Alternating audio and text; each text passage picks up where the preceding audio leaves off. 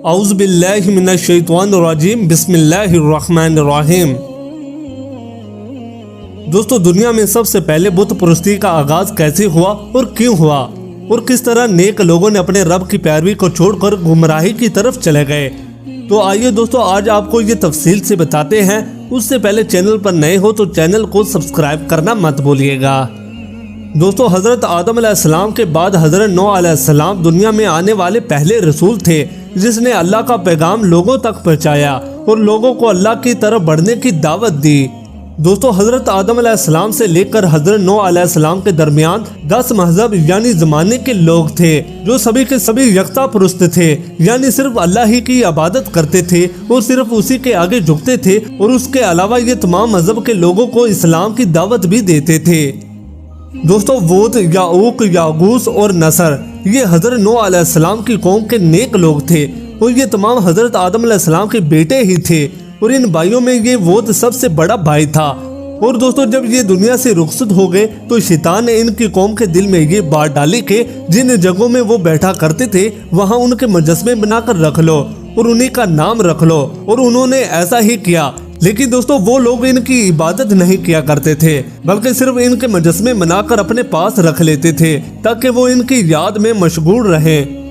لیکن دوستو، جب یہ مجسمے بنانے والے بھی ہلاک ہو گئے اور علم اٹھ گیا تو ان کی اولادوں نے بت پرستی کرنی شروع کر دی اور مجسموں کی پوجا پاٹ شروع کر دی۔ اس طرح بت پرستی کا آغاز ہو گیا۔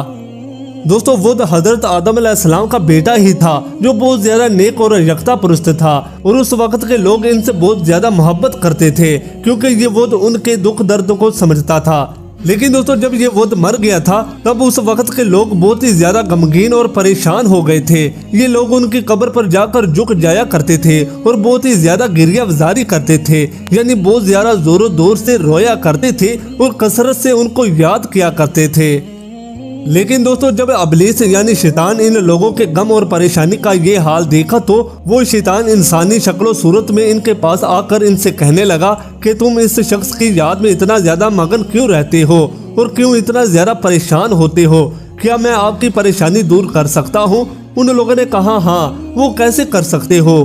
تب دوستو، شیطان نے اپنی شیطانی دکھائی اور ان لوگوں کو غلط راستہ دکھانا شروع کر دیا۔ اب دوستو، شیطان ان سے کہنے لگا تمہیں اس جیسی اس کی ایک اور تصویر نہ بنا دوں اور وہ تمہاری مجلس میں رہے گی؟ تو دوستو، ان لوگوں نے کہا ہاں ٹھیک ہے۔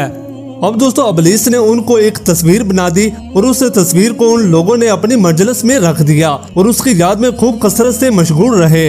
لیکن جب دوستو ابلیس نے دیکھا کہ وہ لوگ اس تصویر کے ساتھ زیادہ مگن رہنے لگے ہیں اور دیوانہ اور فریفتہ ہو گئے ہیں تو پھر ابلیس نے ان سے کہا کہ کیا میں یہ تصویر ہر ایک کے لیے الگ الگ نہ بنا دوں اور وہ ہر ایک کے الگ الگ گھر میں رہے گی اور اسی طرح تم اس کو اچھی طرح سے یاد کر سکو گے۔ پھر دوستو، ان لوگوں نے ابلیس کی بات کو قبول کر لیا۔ دوستو، ابھی شیطان نے ہر گھر کے لیے الگ الگ مورتی بنا دی اور پھر اس طرح وہ لوگ اس نیک شخص کی یاد میں مصروف رہے اور ان کی اولاد یہ دیکھتی رہی۔ اس طرح نسل در نسل یہ سلسلہ چلتا رہا۔ دوستو، آخر کار ان کی یاد کا سلسلہ ختم ہوا اور ان کی اولاد نے وود کی بت پرستی کرنی شروع کر دی۔ تو دوستو، اس طرح سب سے پہلے اللہ کے سوا وود بت کی پرستش کی گئی اور اسی طرح یہ بت شرک بازی پھیلتی گئی اور بعد میں یہ بت پرستی کا شرک عرب کے اندر پھیل گیا۔ اس کے علاوہ دوستو، جب بھی کوئی نیک شخص وفات پا جاتا یہ ابلیس ان کی قوم کو گمراہ کر دیتا اور انہیں کی مورتی بنا کر انہیں کو دے دیتا تاکہ وہ بعد میں اس کی پرستش کرنا شروع کر دیں، اور اسی طرح یہ بت پرستی کا آغاز پوری دنیا میں پھیلتا گیا اور یوں یہ ایک بہت بڑا مذہب بن گیا۔ اسی طرح دوستو، ماہرین کے مطابق یہ معلوم ہوتا ہے دنیا میں کتنے بھی بتوں کی پرستش کی جاتی ہے وہ کسی نہ کسی زمانے کے نیک لوگ ہوتے تھے۔ دوستو، حضرت اما سلمہ اور اما حبیبہ رضی اللہ عنہا نے حضور اکرم صلی اللہ علیہ وآلہ وسلم کی خدمت میں ایک گرجے کا ذکر کیا جو انہوں نے حبشہ کے علاقے میں دیکھا تھا۔ اس گرجے کا نام ماریا تھا اور اس کی خوبصورتی کا تذکرہ بھی کیا اور آپ کو یہ بھی بتایا کہ ان میں بہت ساری تصویریں بھی تھیں۔ تو آپ علیہ السلام نے ارشاد فرمایا کہ ان میں سے جب کوئی نیک آدمی فوت ہو جاتا ہے تو وہ اس کی قبر پر مسجد بنا لیتے ہیں اور اس میں اس شخص کی تصویریں بنا کر رکھ لیتے ہیں اور بعد میں وہاں جا کر ان کی پوجا کیا کرتے ہیں۔ یہ اللہ کے ہاں اللہ کے مخلوق میں سے بدتر لوگ ہیں۔ دوستو، اس کے علاوہ بت پوجا کے متعلق ہمیں بے شمار نظریات ملتے ہیں جن میں ایک نظریہ یہ بھی ہے کہ ابتدائی زمانے میں جب لوگ خواب دیکھتے تھے جس میں ان کو ان کی پریشانی کے حل کی جانب اشارہ کیا جاتا تھا کہ فلاں جگہ جاؤ، وہاں ایک چیز رکھی ہے، اس کی تعظیم کرو، تمہاری پریشانی حل ہو جائے گی۔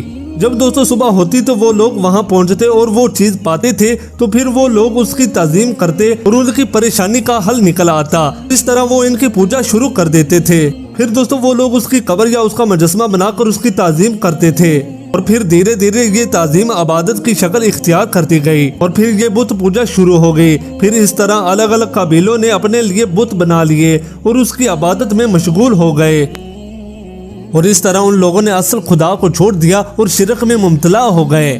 اور دوستوں یہ بعد میں شرک بازی مختلف مذہبوں میں پھیل گئی۔ مثال کے طور پر بدھ مت، جین مت، ہندو مت، سکھ مت اور عیسائی، یہ سبھی پرانے وقتوں میں بھٹکے ہوئے لوگ ہیں جنہوں نے اپنے خدا کو چھوڑ کر گمراہی کی طرف چلے گئے۔ تو دوستوں امید کرتا ہوں اللہ تعالیٰ ان کو سیدھے راستے پہ لے آئے اور صرف اللہ ہی کی عبادت کرنا شروع کر دے، اور اللہ تعالیٰ ان کو سیدھے راستے پہ لانے کی توفیق دے۔ آمین ثم آمین۔